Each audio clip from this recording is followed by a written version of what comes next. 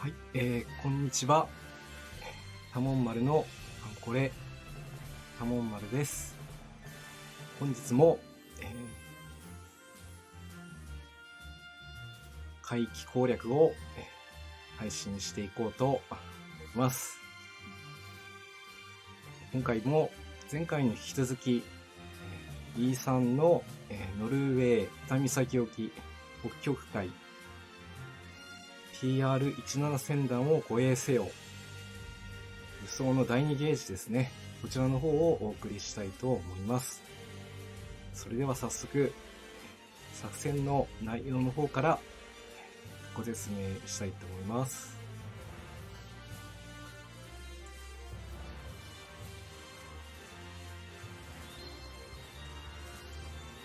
はい、今回は、輸送の第2ゲージですね。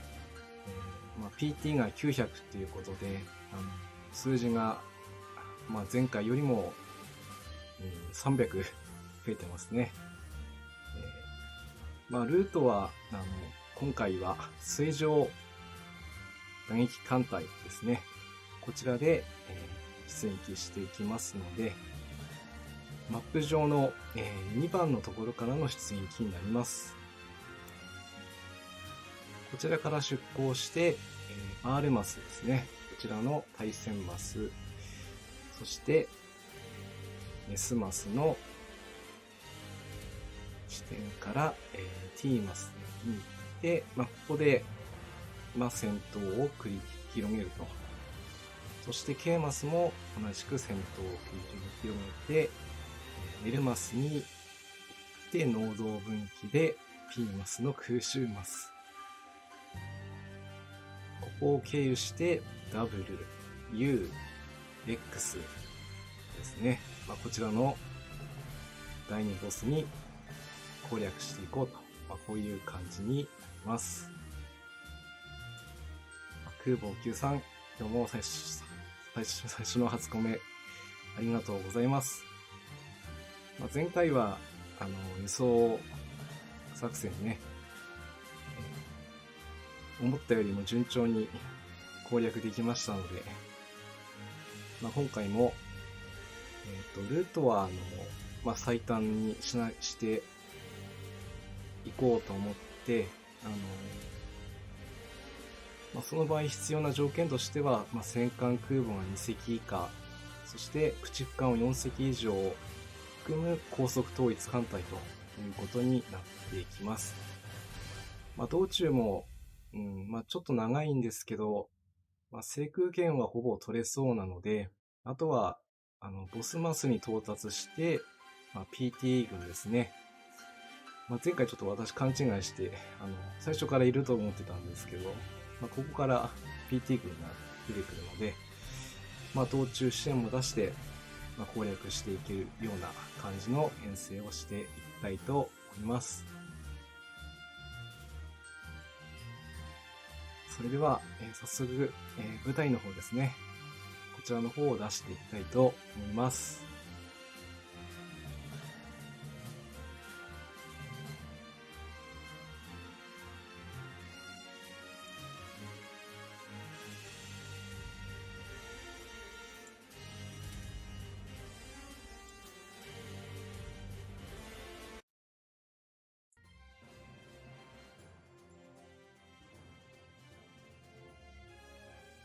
今回は、前回までは輸送艦隊ということもあって、戦力があんまり出せなかったんですけども、今回は、水上第2艦隊ということで、機関の方もね、正規空母をようやく出せる海域になってきました。第一艦隊の編成の方は、戦艦と正規空母1ずつで、グラフツェッペリンとガンクード。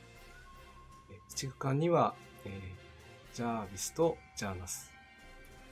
そして前回から引き続き、コマンダンデスと水上規模艦と、ゴトランド。こういう感じの第一艦隊になっています。装備は次のようになっております。なんだ？来やすいな。飛行甲板は私が常に管理して心配はいない。グラフ・ゼッペリン、なかなかね、開校する機会が少ないカンムスっていうことでも、有名なんですけど、なかなか出番をね、最近ちょっと、支援艦隊で使ってたりとか、そういうことが多かったんですけども、今回は、第一艦隊の旗艦ということで、装備の方もね、流星海の一光線熟練、JU82C 海に、こちらはKMX 搭載機の熟練ですね、装備させて、そして最後が RE2005 海の、艦上戦闘機と。ただ、こちらの海域を進むには、E2 で取りましたね、アイテムの寒冷地装備&交番要員が必要になりますので、ちょっとね、艦載機数は少ないんですけども、十分、これで戦えるだろうと思っての制限になっています。いいだろう。私が出よう。任せておけ。そして、ガンクードですね。戦艦枠で出してはいるんですけども、通常、速力が低速なので、その、高速化にするための、装備をしてあります。手法の、偵察機と。かなり特攻が効いているというふうに聞いているので、かなり期待はできますね。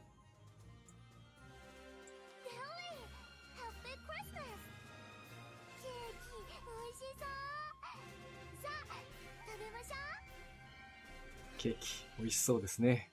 一緒に食べたいです。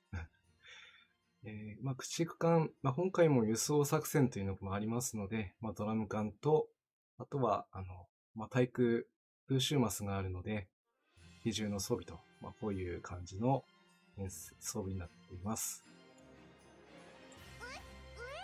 どこ？嘘？もうやめてよ。そして、ジャナス。今のコメントは、誰かにからかわれたのかななんて、そういう簡単に思っちゃったんですけども。ジャービスと、ほぼと言いますかね、ドラム缶の装備と機銃と、ここは全く変わりなく、今回も、務めてあります。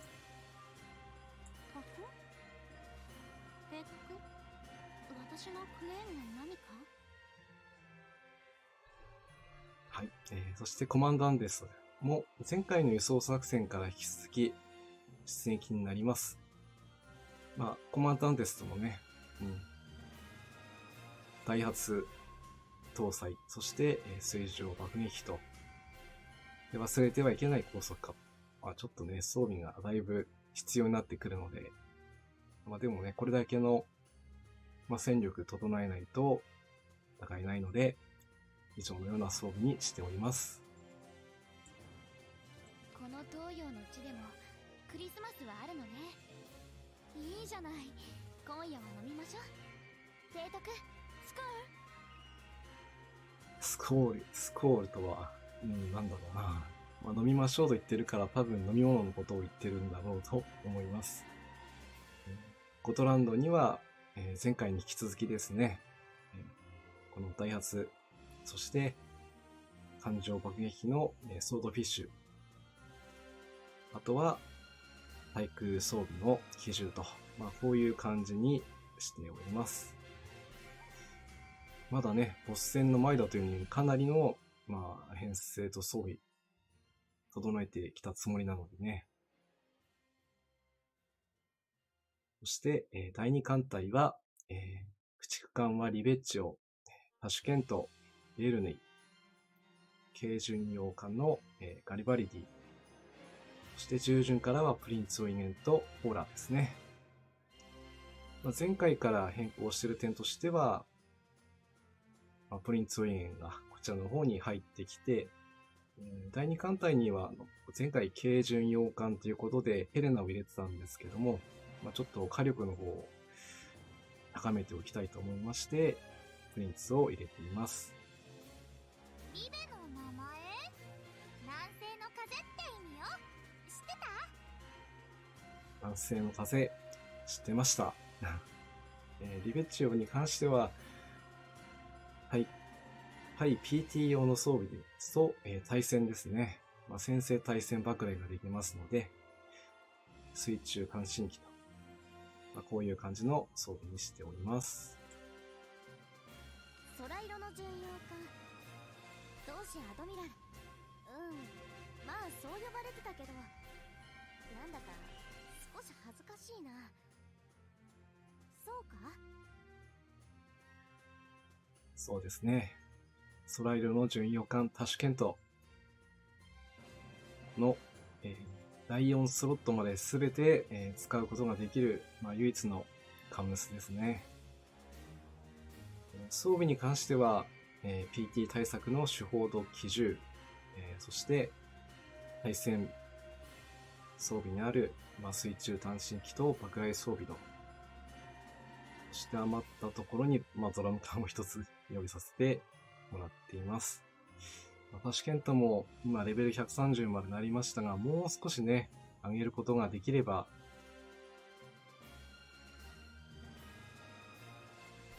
対戦装備一つだけで、100超えることができるようになるので、でもね、それはそれで、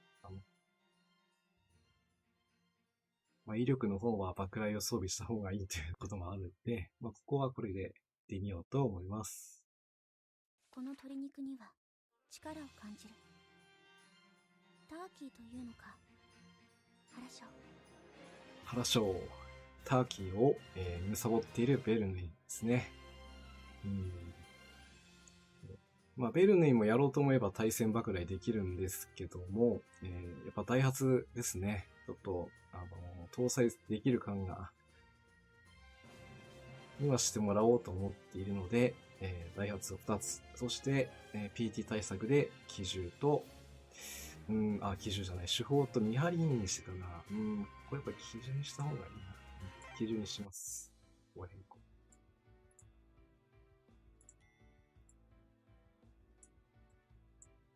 前にリスナーさんに、PT 対策には、機銃は欠かせないということを念を押されていましたので、その戦訓をきちんと活かした装備にしていきましょうね。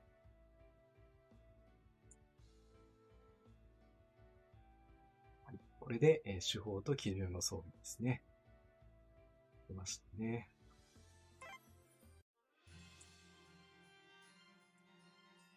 いいぜ。やっと私の出番か。うずうずしてたとこさ。そうですね。ガリバルディ。この子もね、ちょっと迷ったんですけども、今の艦隊の編成上、対空装備カットイン出せそうなのが、もう彼女しかちょっといないなということになっちゃって、10センチ連装広角砲と高射砲装置、そして対空電弾、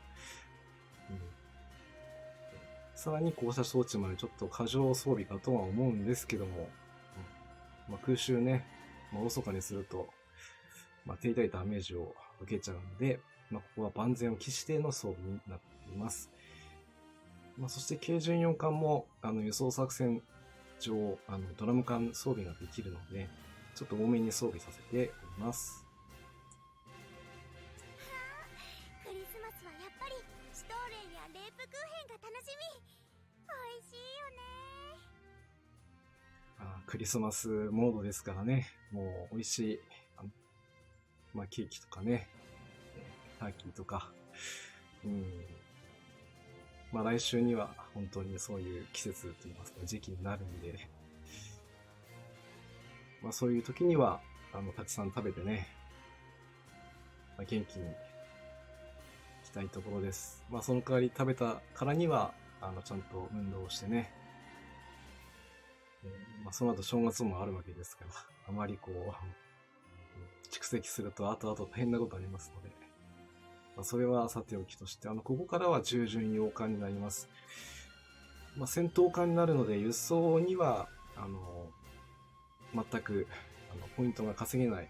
代わりに戦闘の面においてもう十分活躍してもらおうと思いまして、手法、水上偵察機に、プリンレーダーじゃないんですけど、不毛レーダーを装備と。あとは、機銃も装備させています。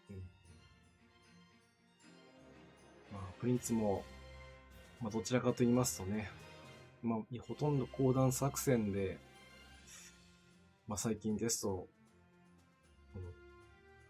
切り札的に使ってたのはほとんどなんですけどもね、今回は第3回帰の出撃ということで、かなり、期待が持てそうです。なんでしょう、出撃も飲み会もいけますよ。そして、ポーラですね、出撃も飲み会もいけると。もうザラ姉さんはね、第1回帰で出撃していますのでね、ここは妹のポーラにね、頑張ってもらおうと思って出撃になります。手法、そして野戦に意識をした野艇と照明弾、あとは対空戦を備えての機銃装備ね。以上の12名、水上第2機艦隊の出撃をします。道中支援についても引き続き、駆逐艦朝風、神風、戦艦金剛、比叡春菜、軽空母商法ですね。こちらの道中支援艦隊。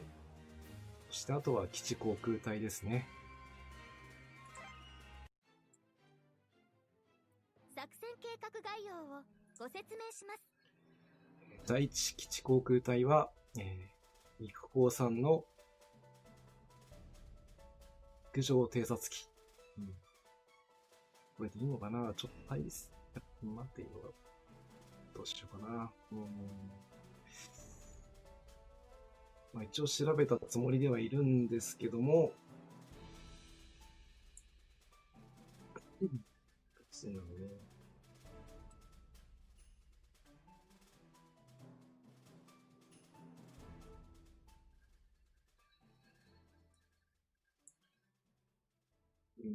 そうね。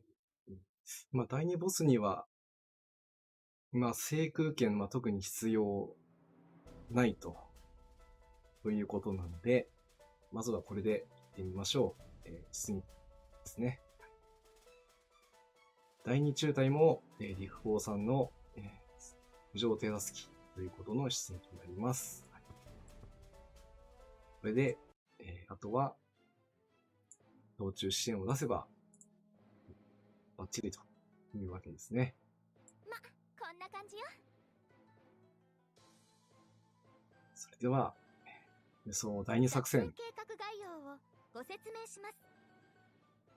攻略していきましょう。第3作戦海域、作戦要項です。本作戦海域は、連合艦隊編成による出撃です。基地航空隊との共同作戦が可能です。そして、今日のですね、配信の目標ということではないんですけども、今日は一応時間の方がですね、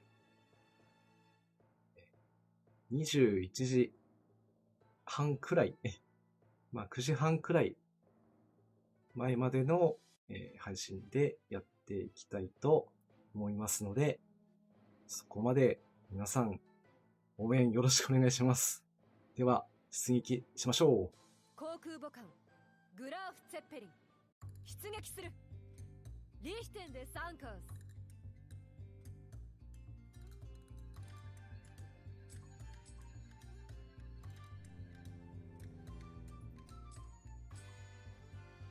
一応今回は輸送作戦なので、できるだけ輸送ポイント高く設定されているものですから、一応計算上では1回の戦闘で、S 勝利を取れれば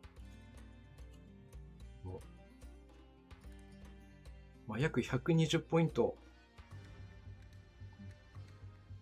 PT を取ることができます。まあ、もし仮に A 勝利だとすれば、まあ、約80ポイント。なので、まあ、順調に予想作戦攻略できれば、S 勝利7回の A 勝利1回で攻略はできる。まあ、机上の空論ですけどね。攻撃隊発艦始め。決裂ぞ。まあ、そう簡単にいかないのは、まあ、重々承知の上で戦っているので、おそらく10回から12回の間で決着するのかなとは、私個人的には思っております。でもね、可能性としては8回で終わる可能性はありますので、一応告知だけは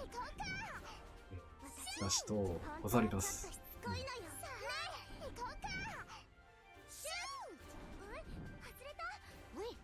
行きましょう。攻撃隊発艦始め。有効かな。よし。再戦装備、やっぱりね。ここもちょっと迷ったんですね。対潜水艦船装備を用意して、出撃するか、もしくは基地航空隊をここに出してしまって、もう対戦装備を載せないか。私の故郷の偽装って物がいいし。ですが、なかなか、ボス戦になった場合、少しでも手数がないとね。まあ、S勝利を取ろうとするとなかなかね、打ち漏らしてしまう可能性。まあ、これだって S勝利取れるかって言われるとちょっと、まあ、自信的には、っていうところなものですから、まあ、できるだけ、まあ、手数は、多い方がいいだろうと思って、基地航空隊はボス集中にして今回は出しております。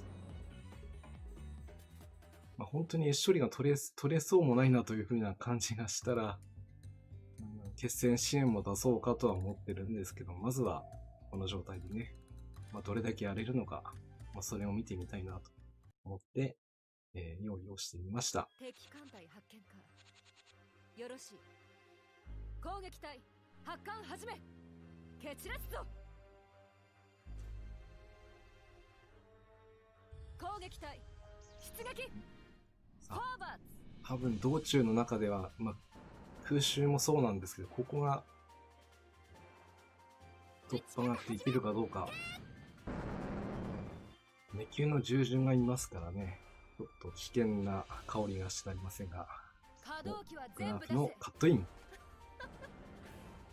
痛快だなと。このセリフが大好きなんですね。ですから、まあ、グラフ使っていきたいんですけどもね。まあ、なぜ使えないのかといえば、他のカムスがもうね、まあ、強いというのが一つと、まあ、敵が強すぎるという、まあ、この二つの、要素があってなかなか最終回帰にはね、出してあげられない。まあ、そこがちょっと悔しいところでもあるんですけどもね。この戦果も当然の帰結だな、アトミラール。ね。当然の勝利というね。まあ、本来グラフ・ツェッペリンはまあ、通常の戦闘というよりは、まあ、艦隊全体の、まあ、戦闘指揮をする、まあ、そういう立ち位置を、神風、これからお世話になるね。ああ、そうか、今クリスマスモードだからもうね、こんな感じで出てきますね。雪だるまがね、かなり、こう、手法が鼻になってるっていうのもね、まあ、この季節ならではですね。まあ、先ほどグラフ・セッペリンのお話ししましたけども、まあ、通常の戦闘艦という位置づけよりも、まあ、戦闘指揮を取る、まあ、そういう、タイプのね、アムスといいますか、実際のところはそういう運用方法で作られたんですけどもね。まあ、史実では皆さん知っての通り、まあ、完成目前まで行ったんですけども、まあ、実戦には、当てれなかったということですから、敵艦隊発見か。まあそういったこともあるので、攻撃隊発できる限り蹴散らすぞ。活躍させてあげたいよしと思っています。な食べてので今回は、まあ、正規空母の枠に関しては、まあ、アークロイヤルとアキューラも波動機はこ全部出せ。の海域では、痛快まあ、ベストなね、よし性能を発揮できるんですけども、畳み込め。まあ、おそらく攻撃開始。空母機動部隊も一回出さなければいけないはずなので、まあ、その時に、まあ、アークロイヤルを出そうかとは思っていますけど、可動機今はもうは全部出せ。可動機は全部出せ。痛快だな、いいぞという、畳み込め。まあ、こういう感じの戦闘ね。あれいいな、グラフセペンは。何？この私の戦果が。そうか。何？気にすることはない。必然とはそういうものだ。貴様。そう。必然ですね。なんだその顔は。うん。リベが一番次も任せておけ。いい。提督さん、褒めてね、リレもね、今はもうクリスマスモードっていうことでね、かなり、みんなテンションが高いと。ですから、まあ通常の、運営をしてますと、まあ秘書官変えるたんびに、こう、いろんなセリフでカンミスからこう、声がかけられるので、何がどうなっているのか、状況がね、敵艦隊発見か。つかみきれてないということがよくよくあるので、発艦始め。蹴散らすぞ。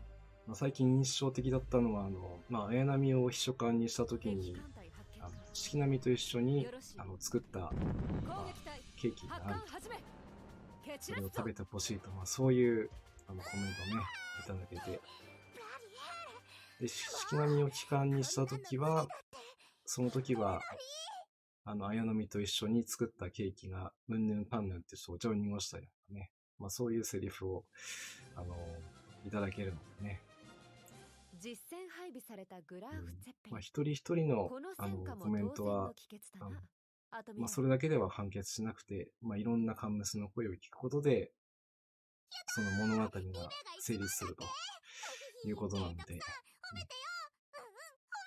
まあ、そういうのも普段は、まあ、聞きながらね、運営をしている感じです。おっと、ここでちょっと、ジャーナスが被弾しちゃいましたね。やっぱり空襲マスは油断できないですね。しかしまあ、無事に、ここまでたどり着けましたので、あとはどれだけの戦力、こちらの戦力とね、比較して対応できているかどうか、まあ、そこをちょっと確認しながらの戦闘となります。それでは、第4警戒航行序列、戦闘形態で、敵艦を叩きに行きましょう。よろしい。攻撃隊発艦始め。蹴散らすぞ。さあ、蹴散らすぞ。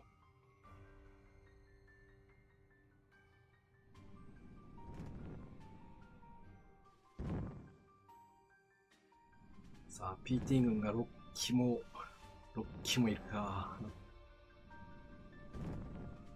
どうなのかな。基地航空隊は有効。まあ、有効か。あ、機関が、相手の機関落ちましたね。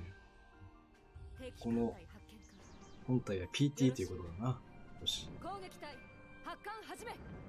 蹴散らすぞ。まあ、数はだいぶ減らしてくれたんですけどね。あと、命中するかどうか。グラフツッペリン。なかなか当たらないですね。お、当てた。やるな。コトランドもやる。よし、第一艦隊はこれで全て落とせましたね。いいぞ。畳み込め。おー、やるな。ジャービス。攻撃隊発艦で、コトランドは命中率高いですね。当たるかなあ、プリンスも当たりますね。よし、これなら、今の戦力でね、十分戦えることが、わかりましたんでね。勝利、取れました。カムスのみんな、本当にありがとう。実戦配備されたグラーフ・ツェッペリン。この戦果も当然の帰結だな、アトミラール。私がラッキーガールですって？全然そんなことないよ。浅瀬とか苦手だし。はい。最初のね、戦闘で121ポイント。最初の戦闘としては、もう100点満点。ですね。ごきげんよう。先ほどちょっと噂をしていたようなが来ちゃいましたね。よろしくお願いします。アトミラール、艦隊が帰投した。そうか。敵の艦隊に輸送艦もいるのであれば、輸送艦の任務もね、一緒に、攻略した方がいいですね。普段ですと、ロゴまでね、攻略するとこなんですけど、ここイベントになりますともう、とにかく海域を突破するだけでも、精一杯ということなので、暗号と陰号は攻略するんですけども、なかなかロゴまでは手が回らないんです。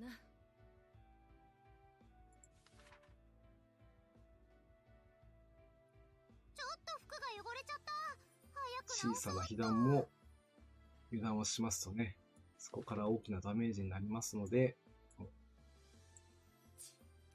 もうバケツはガンガン使っていきますよ。そのために貯めていましたからね。最近ですとなかなかバケツの数も、1000ちょっとで推移することが多いんですけども、今回はだいぶ時間もありましたんでね。イベント開始前で1500程度のバケツを用意することができて、その後、艦隊編成をしながら、貯めていった結果、今は1600個っていうね、数まで来ましたけども、おそらくこの海域で、100近く、いや、それ以上使う可能性はあるんでね。こんな感じよ。とにかくイベントは、もうそういうのはあんまり気にせずにね、限りなく万全の体制で出撃する。これが大事です。中途半端な戦力を投入してしまうとね、かえって、艦隊の被害がね、大きくなったりするんでね。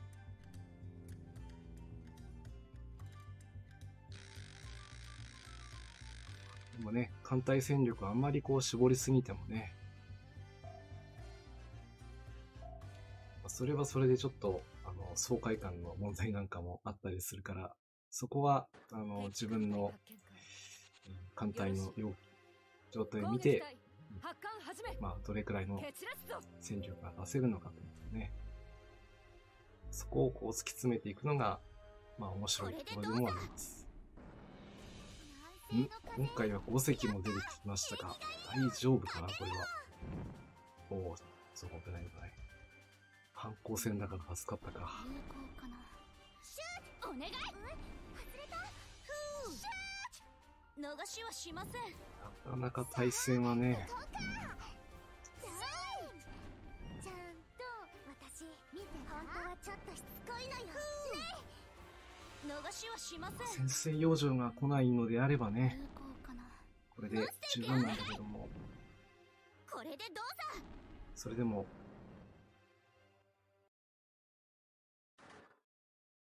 確実にね、ダメージを与えて、2回目の来撃はまずもらわないようにしていかないと、ここの突破のおぼつかないですからね。本当？やだ、ジャービス。ほら、見て、私の空色の巡洋艦がまたですね。結構、イベントの最初のマスの潜水艦っていうのは、本当に出番が多いですけども、ここで撤退するとかなりここがダメージきますからね。心にダメージが来ると。そうならないためにも、十分な準備と休養。敵艦隊これを用意していかないことにはねよ、ろしい。攻撃隊発艦始め。攻略がおぼつかないんですよね。攻撃隊さあ、出撃。攻撃隊、フォーバーズ。攻撃開始。頼むよ、支援艦隊。突撃します。陣形を整え、よしよし私に続いて行くからね。よし、いいぞ。畳み込め。初段が外れてしまったか。攻撃隊出撃。フォーバーズ。攻撃開始。なかなか、こちらの命中弾、ようやく出ましたね。よかった。敵艦は落とせたんだな。ちょっと2級がね、ちゃん残しちゃうと危険なんで、見てた？可動機は全部出せ。そこを頼むよ。よし、2級はまず一席。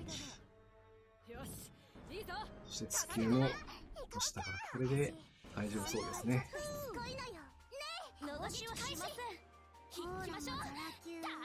水上砲撃戦なら2級は大破にしてもね、本物のな。大破であってもこちらを大破にしてくるというちょっととんでもない火力を持ってるのでね。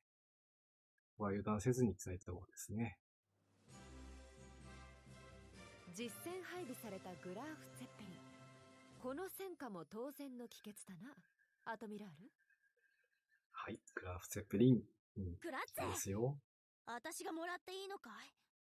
悪いな、みんな。ま、そういうことだから。そういうことなので、やったぜと。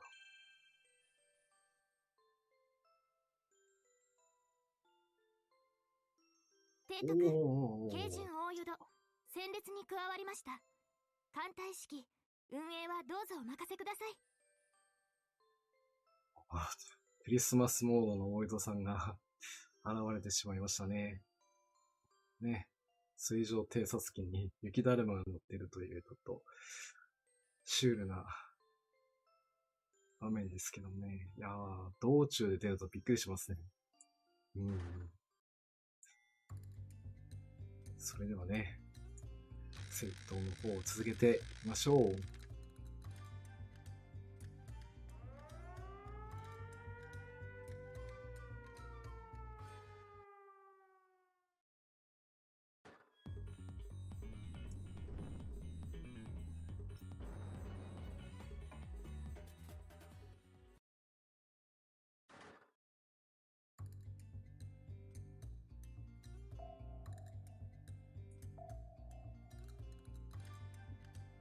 さあ、道中の1回目の水上戦となります。はい、社員さん、こんばんはです。敵艦隊ごめん発見か。ありがとうございます。攻撃隊発艦始め。うん蹴散らすぞ。もし、私の記憶違いでなければ、敵艦隊初見さんだと思いますよ。合ってましたか？ろしい攻撃隊合ってましたでしょうか？発艦始め。蹴散らすぞ。一応今回は、E さんのね、第二輸送作戦攻略をやっております。いいぞ。畳み込め。ね、クラーク・セッペリンの活躍が本当に見れて嬉しい、この戦闘なんですけども、お願い。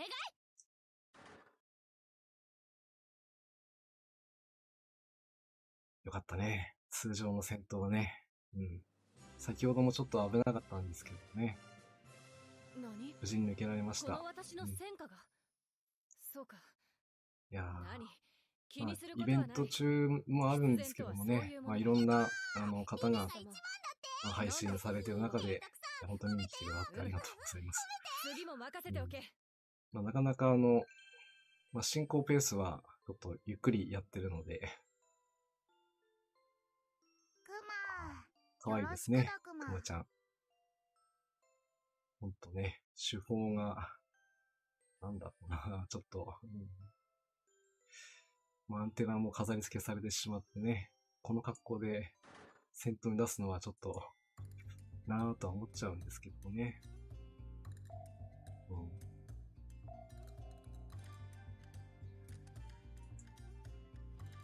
なるほどな。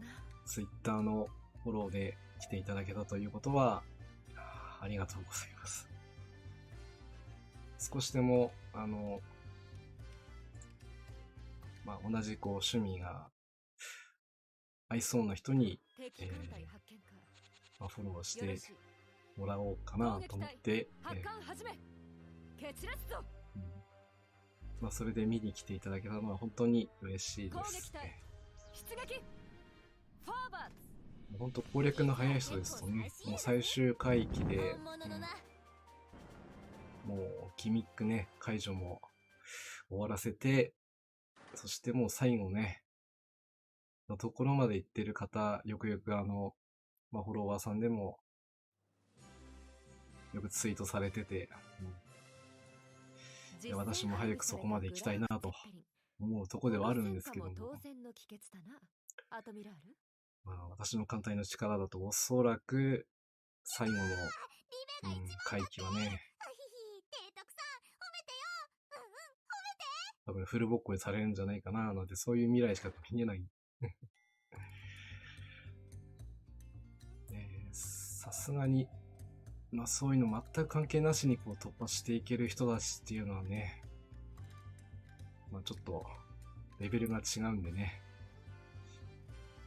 あんまりそういうのは、まあ見るだけにして、真似は決してしないようにしてきました。まあこれまでね。なるほどな。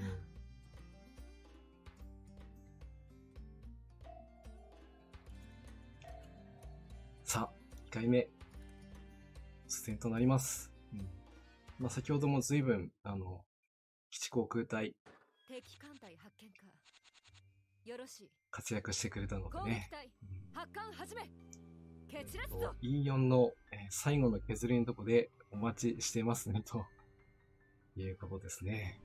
わかりました。私も、できるだけ早くね。怖いな。まあ、編成だけはちょっとちらっと見たんですけどもね。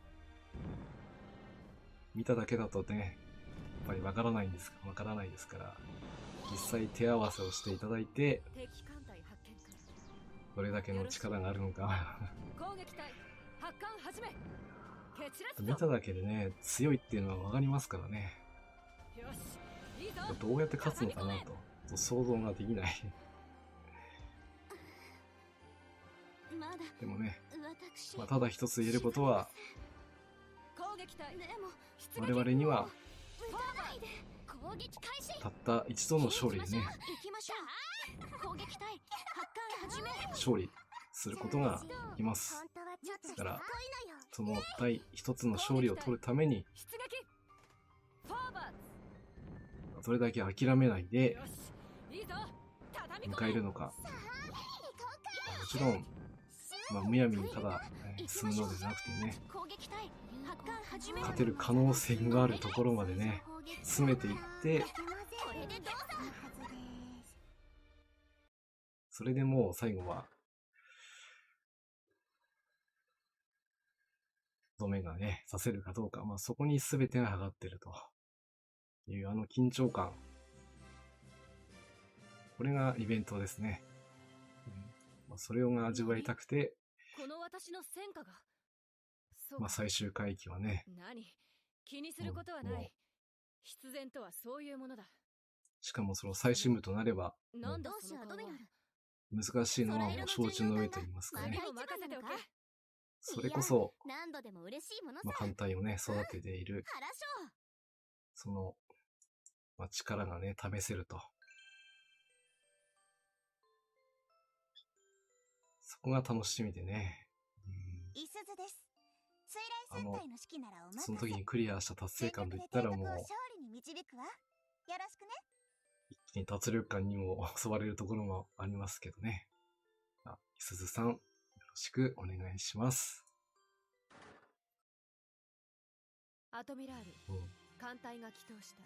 よし。あだいぶいい感じで削れと言いますか、輸送作戦、補給は必要だ。進行できておりますね。いつ行かないいただきまーす。クラッツもちいただいとく。頑張これらん。も、フォロワーさんやリスナーさんからね、海域の情報いただいているからこその、私とした攻略がスムーズにいけてるわけで、下がります。飯これがもし先行して心配していただいて攻略となりますと、ありがとうこうはございます当然いきませんから、少しシャワー浴びるわ。私も昔1回だけやったことあるんですけども、なんだやっぱりね、気安いな。飛行甲板は私が常に管理している。一番イベントでやってて怖いのは、護身軍をするのが怖いですから、ご説明します。そういうのだけはもう絶対にしないように心がけてはいるんですけど、疲れてくるとそういうわけにもいかなくて、誤って護身軍したことも過去にはあります。だから、そういったことをしない意味でも、時間に余裕を持ってプレイをしている次第です。私の知り合いに飛竜好きな人いますね。そうですね。飛竜。もしかしたら、南雲機動艦隊で、仲間になる、最近ですと、髄核と小核もね、比較的後半回帰だと、出やすくはなっているとは言っても、こんな感じよ。飛竜その中でも、レアリティは高いですから、なかなかちょっと会えない方もいらっしゃるとは思います。一番の魅力的なところはやっぱり運の高さ、そして、解任になった時の火力の高さ。史実を反映して、作戦計画概要をご説明します。攻撃力にガン振りしてるわけではないんですけども、今の、グラフツェッペリンなんかも見てわかる通り、前段作戦。カトイン攻撃ですね。作戦要項です。この部分には、運の要素も、連合艦隊編成による航空深く関わってきていますから、出撃する。そうなってきますとね、運が高いカムスほど、高い攻撃力が期待できるということですから、それ抜きにしてグラフィックも好きだと言われる方も多いでしょうし、蒼龍と組んでの二光線、ニッコニコ二光線っていうのはね、私の大好きなフレーズの一つでもありますから、敵艦隊発見か。出撃させるときにはもう二光線で出撃をさせると。発艦始め。可能な範囲ですけども、一人じゃないといけないところも中にはあったりするんで、これでどうその時は仕方ないんですけども、可能な限り2隻で一緒にセットで運用するようにはしています。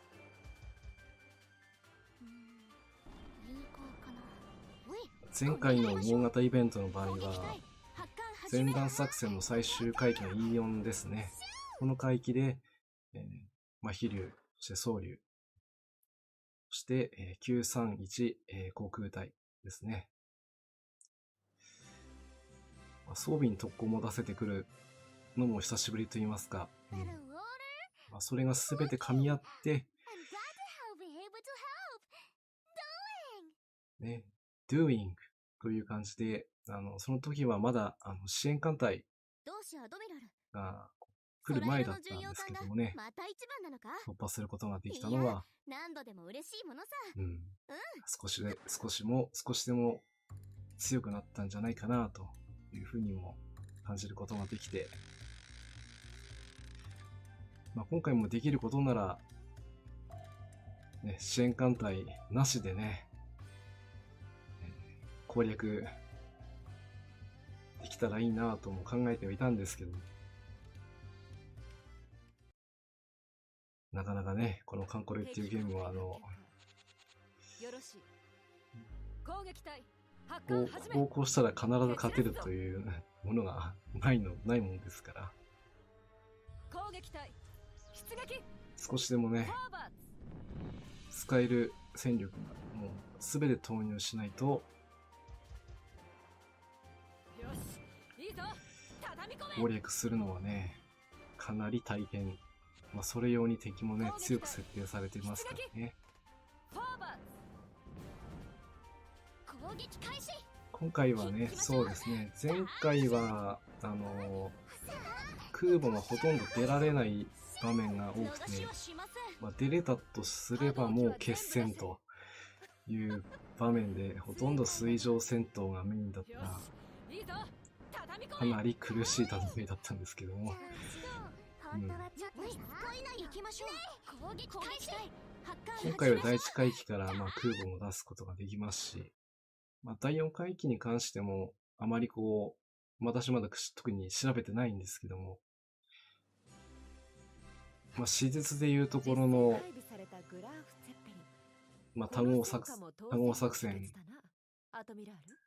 まあ、制海権も制空権も、まあ、喪失した状態での輸送作戦ですから、まあ、そういう中では、まあ、作戦が完成するわけもなく、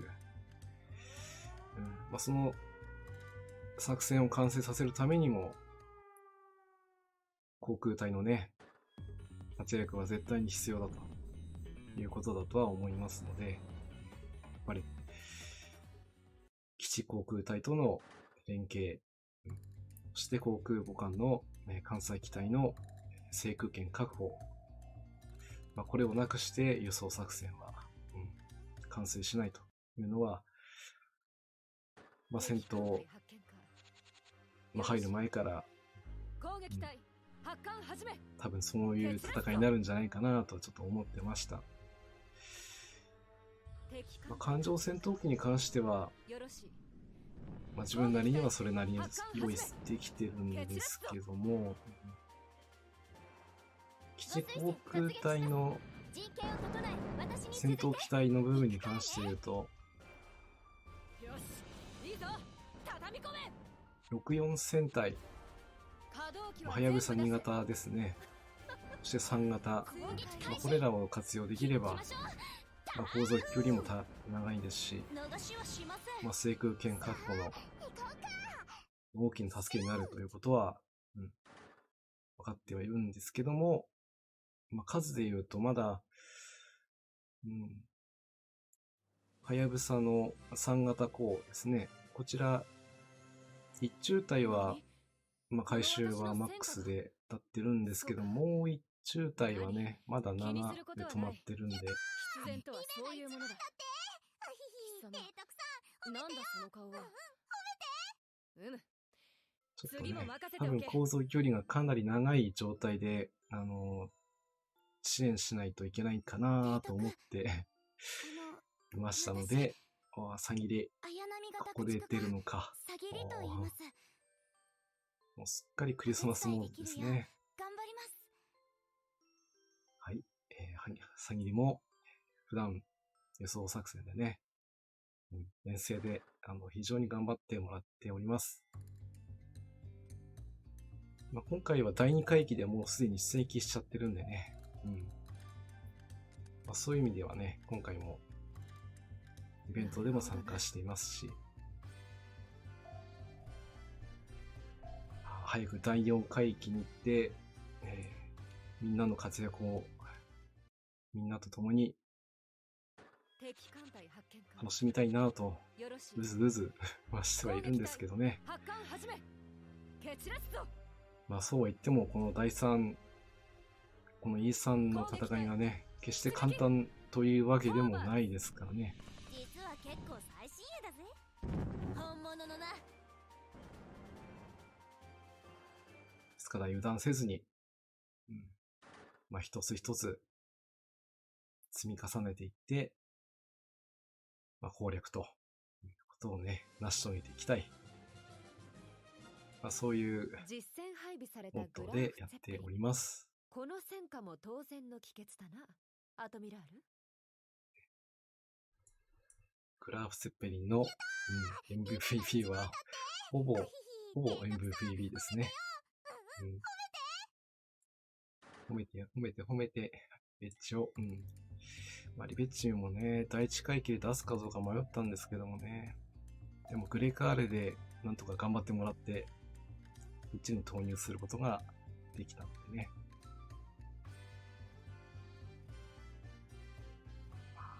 まあ、レーベとマックスもいるんだけども、対戦装備ということになっちゃうと、やっぱリベッチオの方が優れてますね。まあ、そういうことでリベッチオが選ばれています。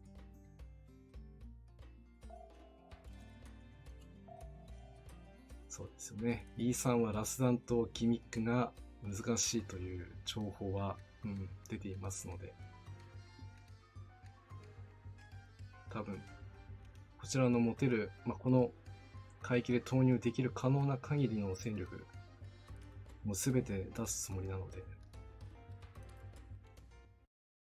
必ず勝てるとは言いませんけども、よろしい。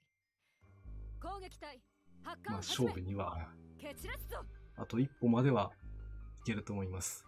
あとその一歩がいつ出るのか、そのための、基地航空隊と、決戦支援艦隊、それが全て噛み合って多分倒せるんじゃないかなと予想はしています。いいですね。航空隊がもう PT 軍半分以上殲滅と。そしてグラフ・セッペリンが決めていきますね。ははは、痛快だな。やるな。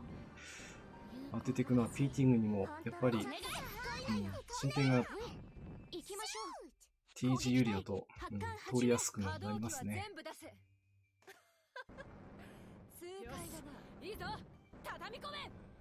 500ダメージ。ちょっとオーバーキルですかね。ね。叩けるときは、一気に叩くと。こういう戦い方が、浄土と言いますかね。もう下手な手心を加えるのはかえって失礼というものです。気にすることはない。必然とはそういうものだ。やったー、リベが一番だって。なんだその顔は。提督さん、褒めてよ。次も任せておけ。はい、今回もね、121ポイント。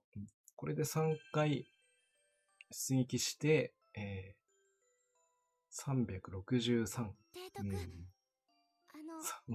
またしても先に綾波型駆逐艦アピールしてきますね。お手伝いできるよう頑張ります。はい、手伝いできるようにいつも頑張ってもらってますよ。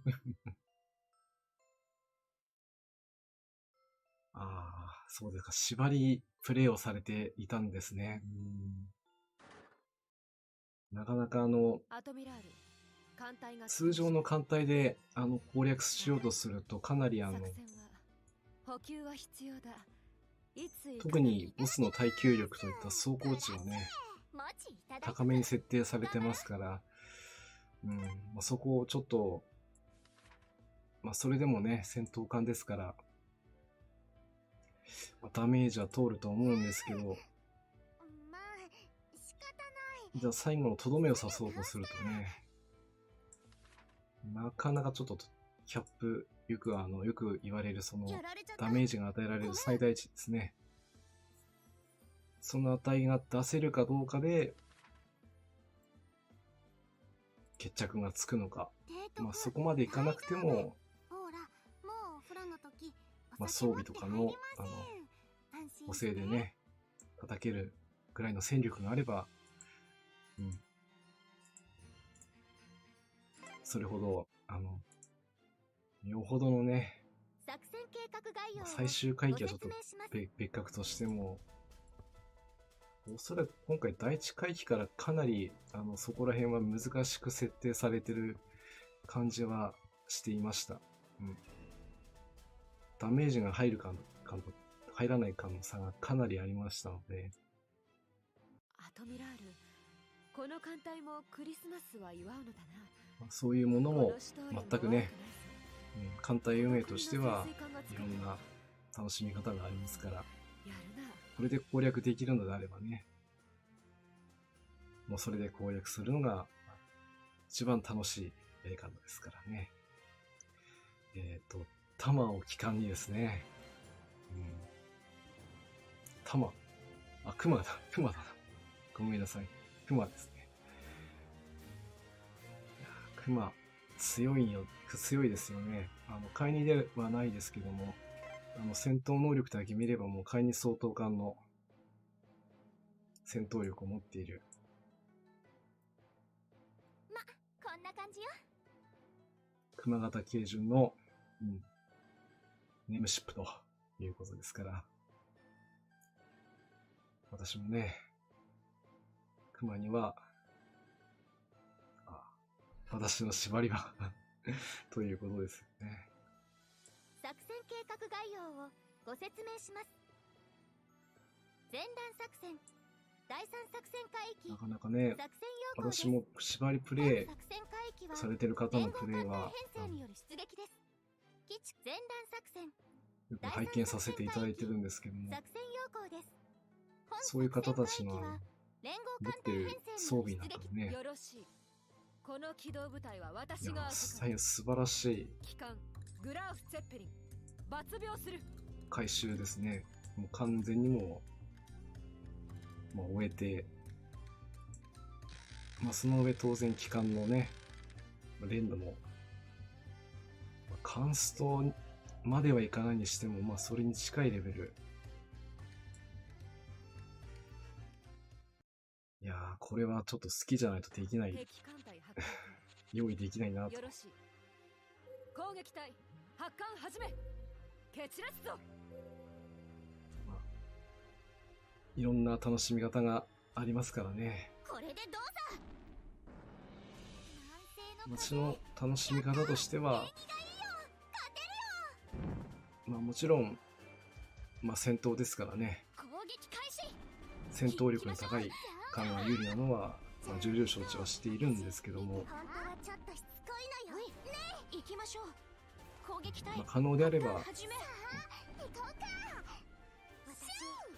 出撃可能貨物をすべてね、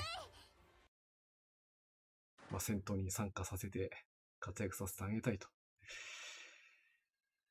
そういう育成方針で、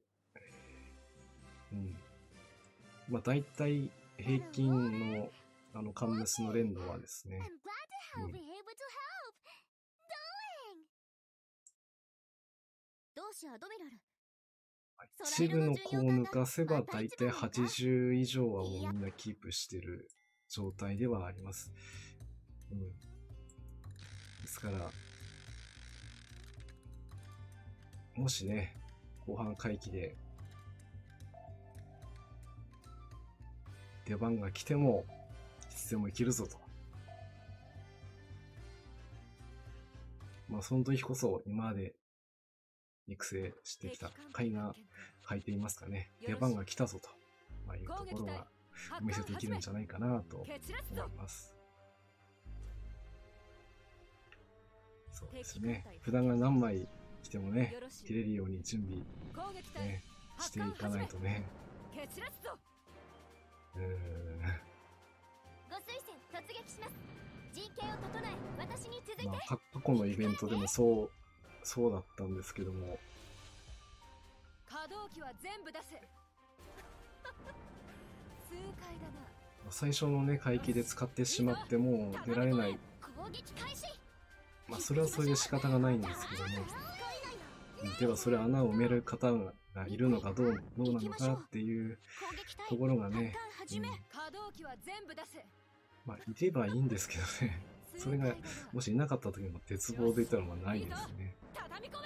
場合によってはもう、その海域の攻略難易度を落としてでもクリアするしかないということには、なりかねませんので、何？この私の戦果が普段やれるうちの中でも気にすることはない。準備の上では、必然とはそういうものだ。カンムスの連動、そのこれをどれだけ上げられるか、これも第一うん条件としては必要なことだと思いますし、それがある程度できた上で、備蓄ですね。どれだけ強い艦隊でも弾薬や燃料がなければね、戦闘はできませんので、これらを用意して、でそれに目処がついてきたら、いよいよ今度は、装備の回収ですね。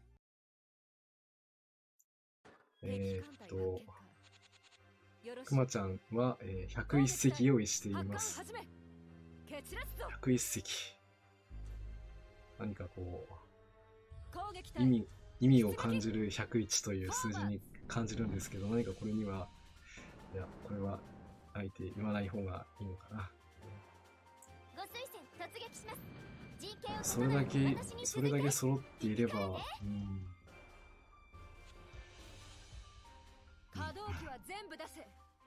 はい。素晴らしいですね。もうそれしか言いようがないです。よし、いいぞ、畳み込め。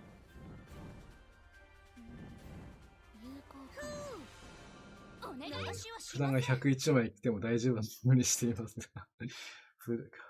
101枚の札。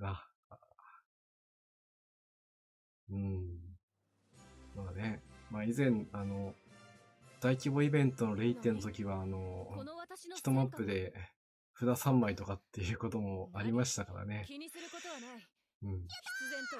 大いに越したことは全くないので。で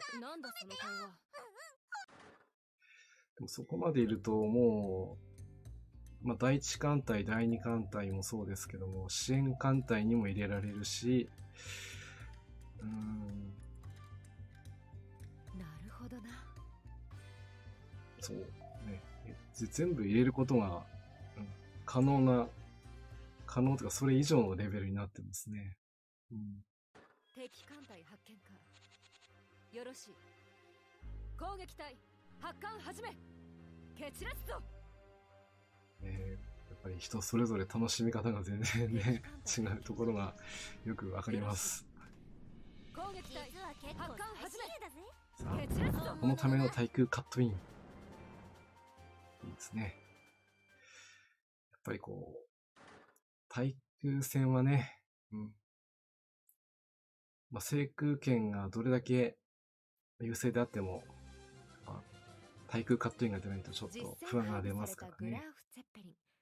この戦果も当然の帰結だな、アトミラール。そうですね。縛りプレイをされている方、今回も、攻略されているのがよく見れますんで、私もね、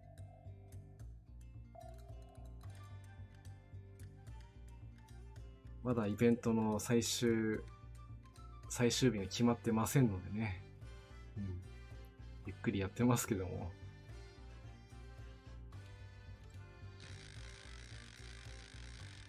いろいろこ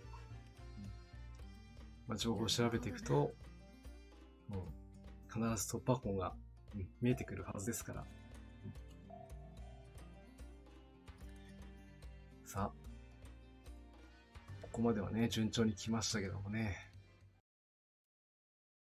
いきなりこう戦闘苦しくなる時がありますから、油断せずに行きましょう。みんな頑張ってきてね。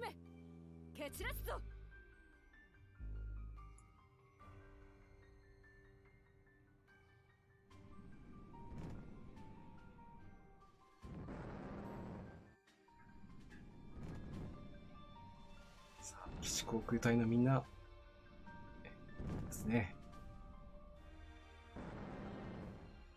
よしよし。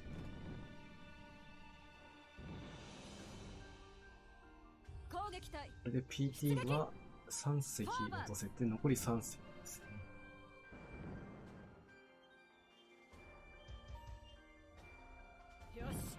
ここは戦闘に集中して見ていきましょうか。まだ沈みます。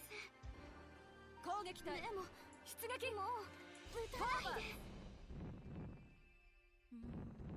有効かな。私本当はちょっとすごいのよ。行きましょう。攻撃隊発艦始め。攻撃隊出撃。フォーバーズ砲戦開始。よし、あと残り PT も2席。ちゃんと本当はちょっとすごいのよ。逃しはしません。行きましょう。水上攻撃戦なら負けません。そのはずです。粘るな。落とせるか。あと2席。攻撃開始よ。リレーを先頭に単獣人になって。あと1席。南西の風。やった縁起がいいよ。勝てるよ。あ、やられてしまった。私がこの程度で沈むと思うな。あったまってきたぞ。温まってきちゃったね。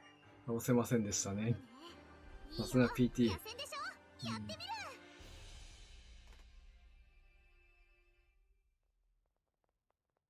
これでまあ A 勝利は取れるんですけどもね、S 勝利ちょっと取れなかったですね。リレーを先頭に単獣人になって。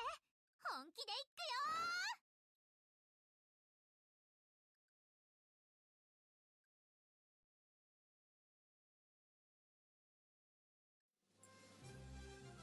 はい。実戦配備されでも輸送作戦は、成功なので問題なく。アトミラール。いやでも眼空洞大破まで持っていかれるとは。私がラッキーガールですって。やっぱり PT 軍油断できないですね。浅瀬とか苦手だし。大体予定通り84と。それでも450ちょっとまで来ましたので、あと半分ね。さあ行ってみよう。 3入りとくれば天霧と。天霧だ、よろしくな提督。よろしくお願いします。順番で出てきちゃうのかな、ここは。アトミラール、艦隊が帰投した。補給は必要だ。いただきこう、ます。十分ね、頑張ろ倒せるなと思って用意しても、こうね、まあ、すんなりいかないのが、この艦隊コレクションっていう、まあ、ゲームなのでね。まあ、だからこそ、準備には、う。私としたことまあ、が。じっくりね、時間をかけて、メシボク、心配していただいて用意していかないと、少し偽装とな体をかなかね、攻略ができない。問題ないか。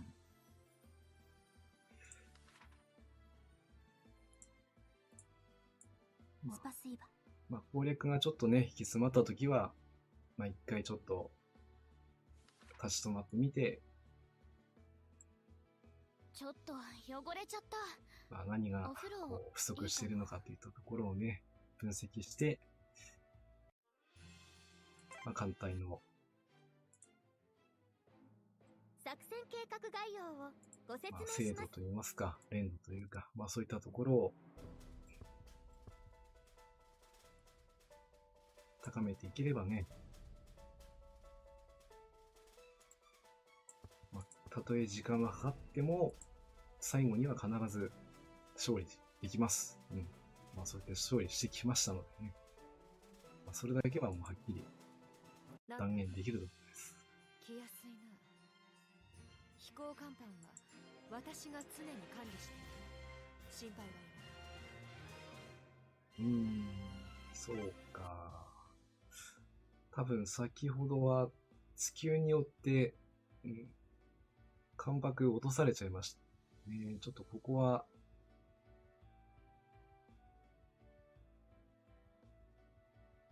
見落としたなぁ。まあ、致し方がないですね。では、作戦計画概要をご説続けて明します。出撃していきましょう。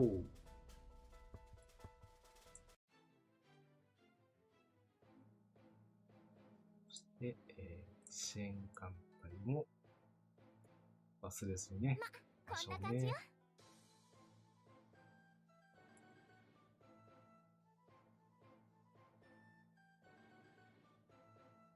作戦計画概要を前段作戦第三作戦海域航空母艦グラーフ・ツェッペリン出撃する。リヒテンでサンカース。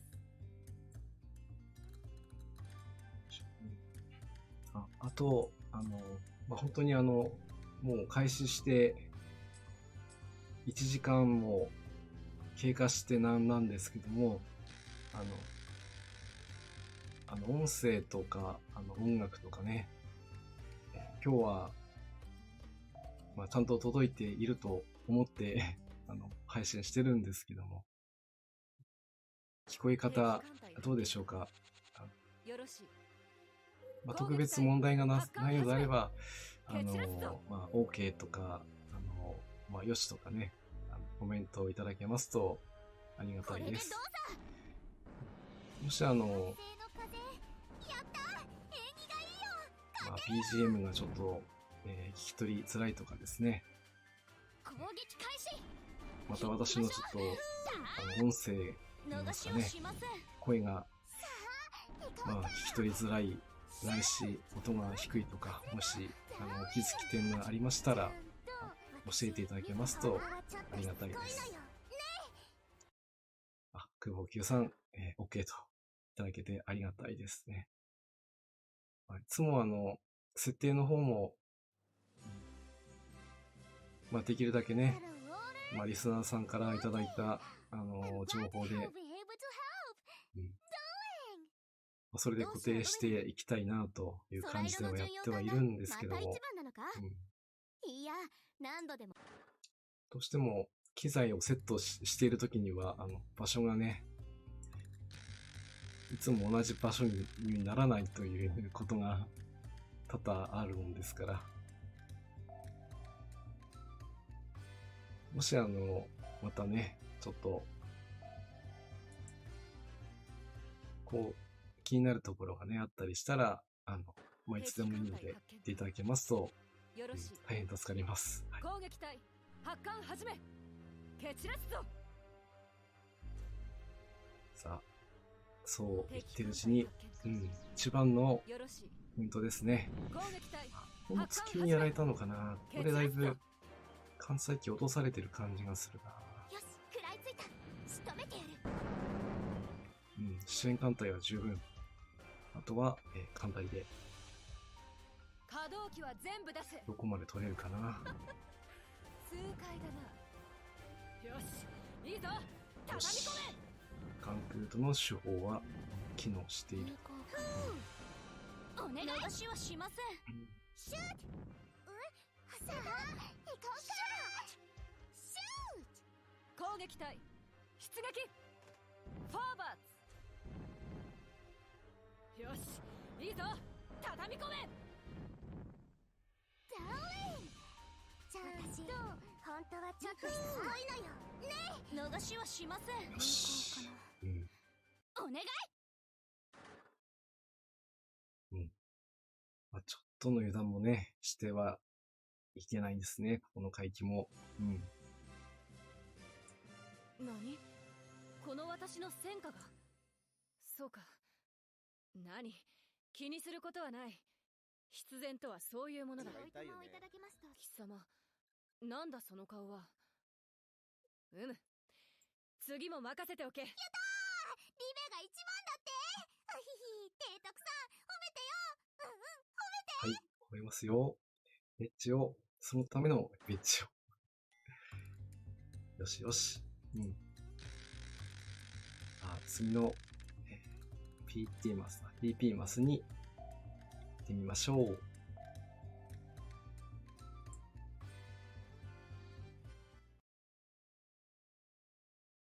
敵艦隊発見か。よろしい。攻撃隊発艦始め。蹴散らすぞ。攻撃隊出撃。フォーバーツ。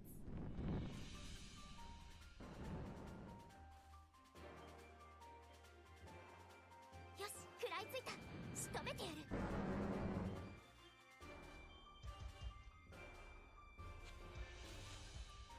可動機は全部出せ。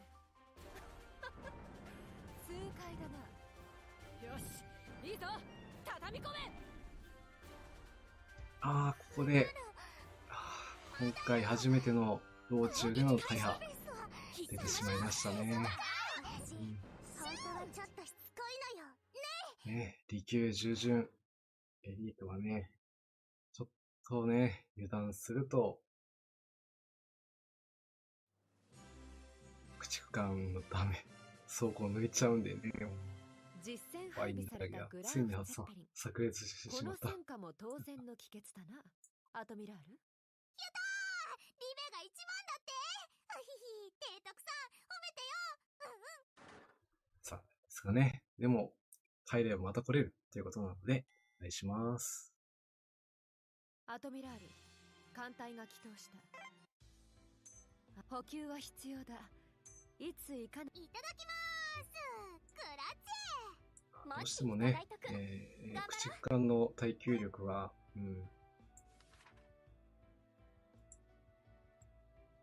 低いのでね。もう、ちょっと修理。まあ、どれだけ回避が高くてもね、まあ、自分より大きい船の攻撃を、まあ、回避しても、作戦計まあ、画概要ダメージがをね、ご説どうしても明します。蓄積されていってしまうと、まあ、このように、一発でね、持っていかれてしまう。まあ、ですから、まあ、後半海域に行けば行くほど、駆逐艦の、耐久力の回収というのもね、まあ、最近ですとちょっとしていかないと、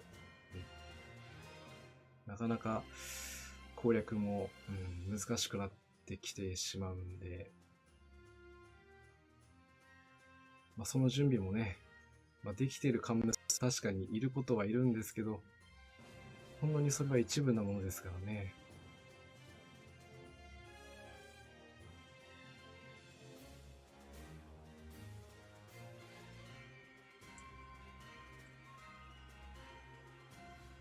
しかしながら、まあ、道中での、まあ、こういった、まあ、戦闘は必ずね、確認して、まあ、誤進軍を絶対にしないと。まあ、これが大切なことなので、まあ、進撃して攻略する。まあ、それが、当たり前のようにできるということは絶対考えてはいけないですね。まあ、戦闘は何が起きるかはわかりませんから。まあ、勝つまでやればいいじゃんっていうところもあるんですけどね。でもそれが、ただ、こう、勝つというのではなくて、まあ、必要な戦力で、必要の勝利。まあ、ちょっと日本語おかしいかもしれないんですけども、まあ、そこもね、あんまりこだわりすぎるとちょっと、まあ、ゲームの、まあ、部分ではあるのでね、まあ、好きな乾物を好きな階級で出して戦う、ね、まあ、リスナーさん、社員さんのようにね、もうこの監視割りをするという楽しみ方も当然必要なことですし、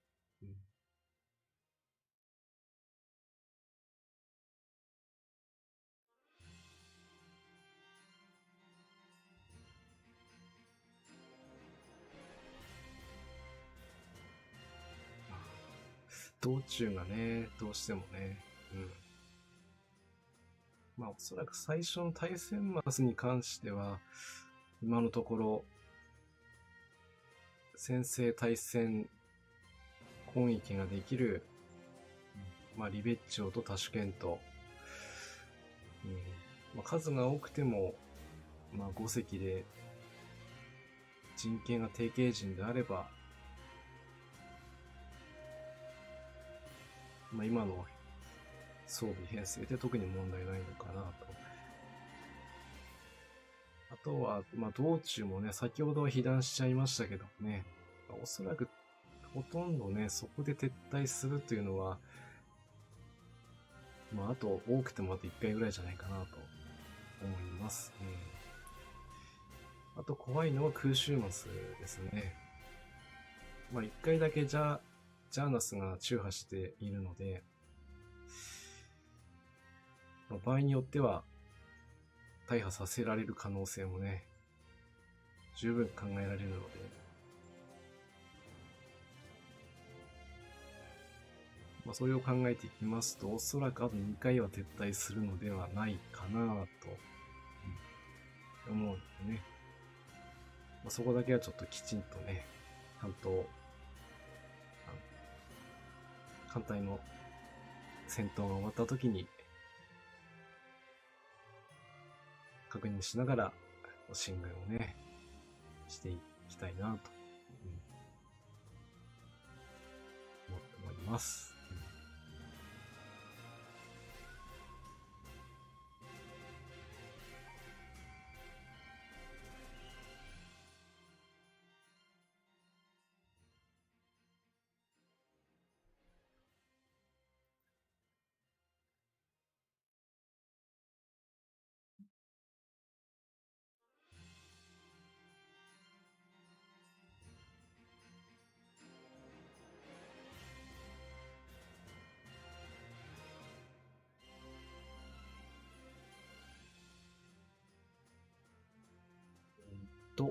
そろそろ疲労の方がね、取れそうですね。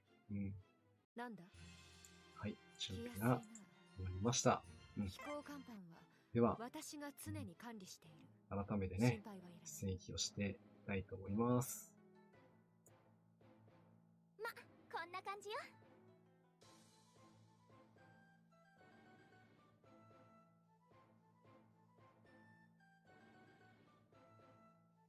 作戦計画概要をご説明します。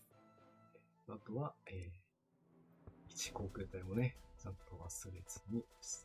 前段作戦、第3作戦海域。よし、では行ってみましょう。この機動部隊は私が預かる。機関グラーフ・ツェッペリン、抜病する。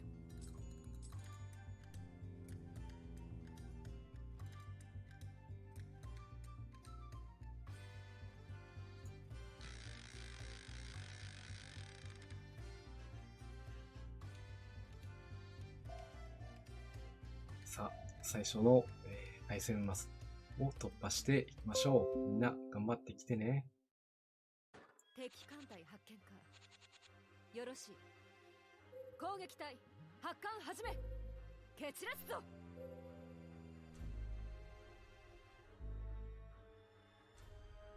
うらー、南西の風、やったー、縁起がいいよ、勝てるよ。よし、最初の攻撃がかわせさえすれば、あとはね、こちらの対戦攻撃で、ダメージを与えて、2回目の攻撃は絶対にさせてはいけないと。よし、OK ですね。まずは最初のマスを、あと。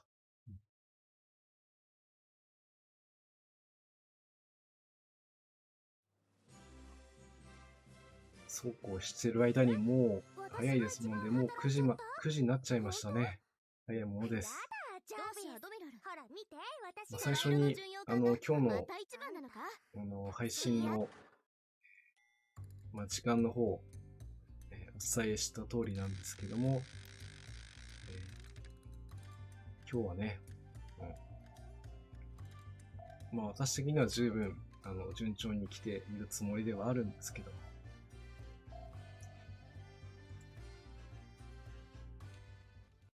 この、出撃がね、今日は、最後の出撃ということに出しとございます。ブツに到達できるかどうかまだわかりませんけど、きちんとね、カンムスたちの戦いの勇姿を目に焼き付けて、いい支援攻撃だ。よし、いいぞ、畳み込め。プレイヤーとしての、勤務をね、果たすためにも、うん。フォーバー攻撃開始。行きましょう。危ない危ない。危ないですね。逃しません。この2球もね、本当はちょっとしつこいのよ。今のところまだ牙を向いてないんですけどもね。出撃フォーバーよし、フォーバー。まずは、水上打撃部隊を蹴散らせましたね。うん。実戦配備されたグラーフ・ツェッペリン。この戦果も当然の帰結だな、アトミラール。リベが一番だって。はい。提督さん、まあ、第二艦隊ではね、回すようなことでは、水上戦、大変なことになっちゃいますからね。仙台参上。野戦なら任せておいて。仙台さん。うん、そうか。今はこの、プライベート、非常にカジュアルなね、クソになっていますね。よろしくお願いします。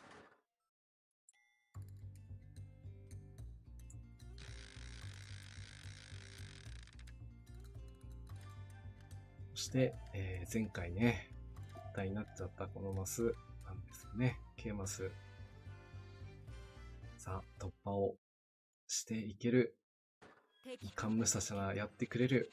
まあそういう気持ちを込めてみんな頑張ってきてね。蹴散らすぞ。攻撃隊出撃フォーバーズ。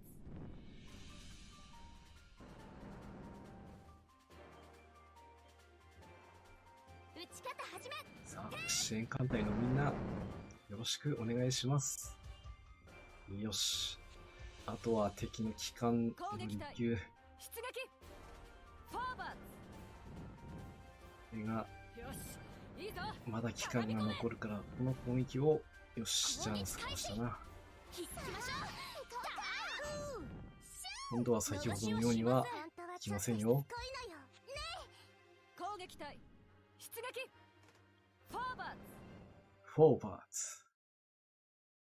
フィニッシュですね。やりました。あとは、ルーシューマスを突破すれば、予想作戦がね、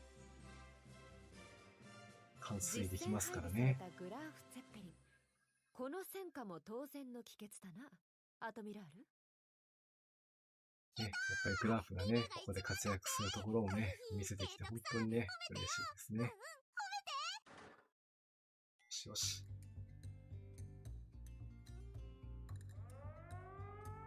お、空襲来たか。これ必ず出るな。でもな、基地航空隊出さないとな。落とせないからな。あ、一生涯ソロプレイヤーさん、こんばんはです。今日も元気に配信をやっております。最後までお付き合いいただけると嬉しいです。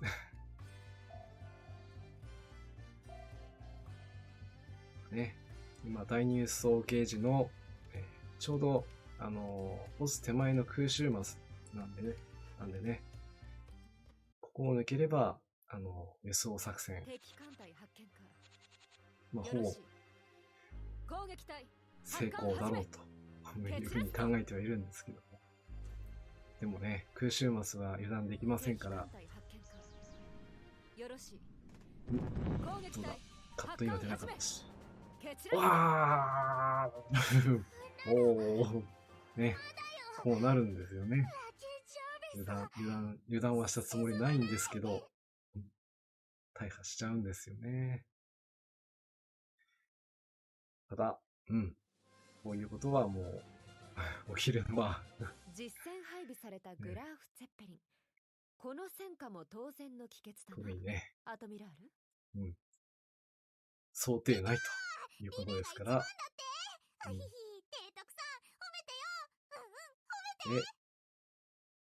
絶対なります。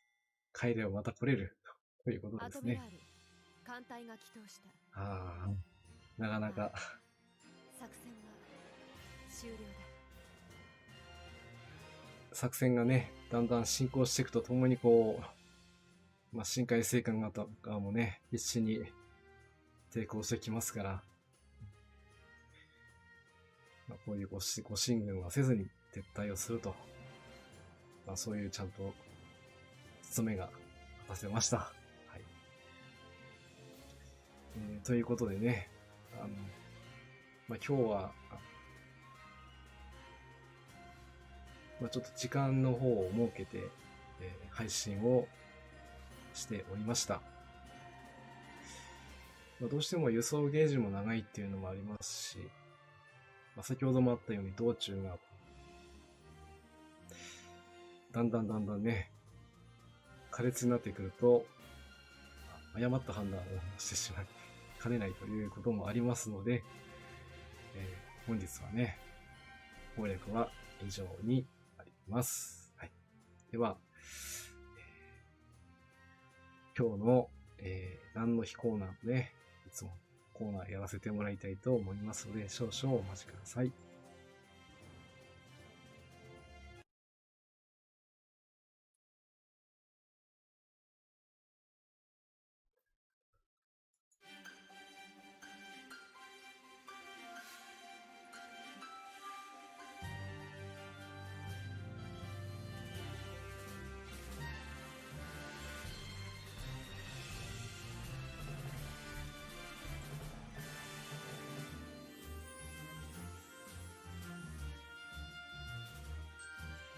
はい、ですね。今日は、何の日コーナーです。本日は、12月18日、東京駅完成記念日となっております。もう1914年、もう100年も前ですね。大正3年のこの日、東京駅の完成式が行われたですね。ですから、完成はして、まだ開業してないんですけども、式が行われた、本日12月18日は、東京駅の日とされるそうです。もともとは、新橋駅と上野駅のね、高架鉄道を結んで、その中央に中央停車場を建設する、そういう計画だったそうなんですけども、いろいろね、事情がありまして、すぐにはね、完成することができず、時間を経て、ようやくね、完成することができたそうです。東京駅の位置は、江戸時代から繁華街である、これは京橋側でいいのかなではなくて、建設当時はまだ野原にあった丸の内側ですね。こちらに建設をされました。この場所は皇居の正面、たまに外国の VIP さんがね、東京駅から馬車に乗って移動される、そういった風景を見ることができますけども、そういった位置づけで、中央の入り口は、皇室の専用の限られた人しか入ることができないと、そういった特別のね、入り口があったそうです。で、完成式が行われての2日後、12月20日が開業日となります。東海道本線の起点か、新橋駅から移されたそうです。最近ですと、2014年の平成26年にね、東京駅が100周年を迎えたということで、これを記念して JR 東日本から、記念のスイカがね、発売されて、これが、当初の枚数を大幅に上回る希望者が出たというのは、有名なんですけども、もしかしたら、このスイカ持ってる方いらっしゃるのかななんて思いつつね。最近の東京駅の話題としては、2024年、令和6年には、この東京駅がね、新一万円札の裏側に、デザインされる紙幣がね、もう公開されておりますの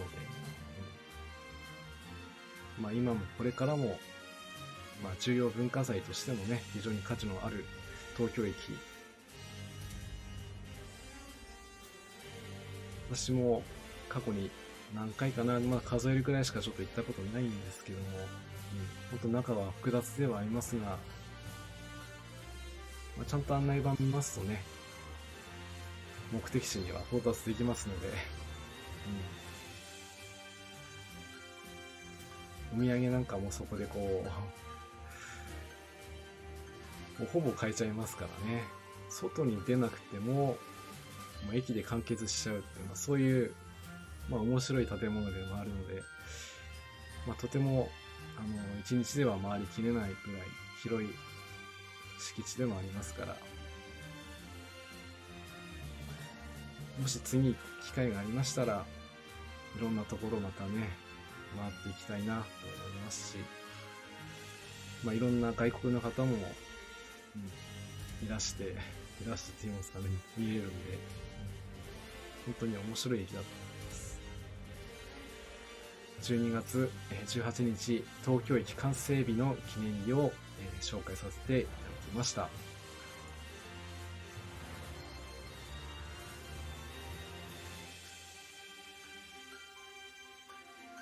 はい、本日はね、多聞丸のカッコレ、多聞丸です。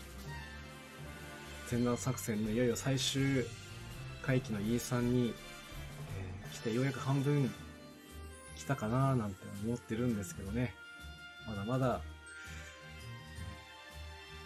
作戦は途中です。次回は第2輸送ゲージパート2ということで、お送りさせていただきたいと思いますので、次回もね、今回は準備も大体整ってるので、できれば早いうちにと言いますか、明日はちょっと時間がないので、明後日日曜日にね、こちらの輸送ゲージを攻略していきたいと考えております。本日は、最後まで、お付き合いいただきまして本当にありがとうございました。またね、皆さんと攻略を楽しんで配信をしていきたいと思いますので、次回もよろしくお願いいたします。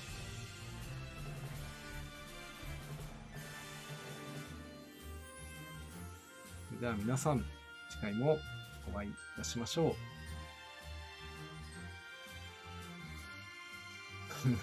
一生エスプレイヤーさん、すみません。ちょっとね、今日、時間の方、あまり取れなくて、こんな感じで終わっちゃうのもあれなんですけど、またね、時間ありましたら、ぜひ見に来てください。それでは、失礼いたします。